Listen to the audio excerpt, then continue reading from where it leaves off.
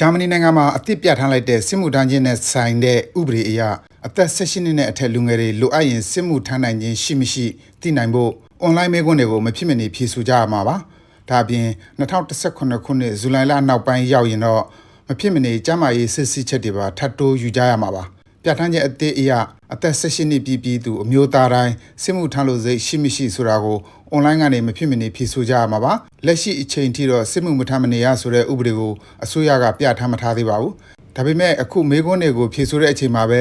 စစ်မှုထမ်းလို့စိတ်ရှိတယ်ဆိုရင်ကိုယ်တဘောနဲ့ကိုစစ်ထဲကိုတပါးတည်းဝင်ခွင့်ပြုထားပါတယ်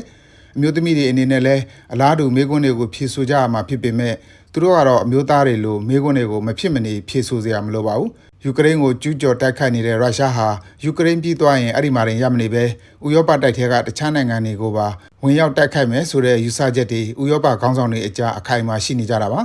လာမယ့်နှစ်အနည်းငယ်အတွင်းဖြစ်လာနိုင်ခြေရှိတယ်လို့ဂျာမနီကလည်းခန့်မှန်းထားတဲ့အတွက်အစိုးရကလိုအပ်ရင်လူငယ်တွေကိုစစ်မှုထမ်းအလင်းမြန်ခေါ်နိုင်ရေးအတွက် data အချက်လက်တွေကြိုစုထားတာဖြစ်ပါတယ်ဂျာမန်ဝန်ကြီးချုပ် Friedrich Merz ကလည်းသူ့နိုင်ငံမှာဥရောပတိုက်ရဲ့အင်အားအတောင့်တင်းဆုံးစစ်တပ်ကိုဖွဲ့စည်းသွားမယ်လို့ပြောထားပါတယ်လက်ရှိဂျာမနီမှာတပ်ဖွဲ့အင်အား1,800,000ရှိရာကနေ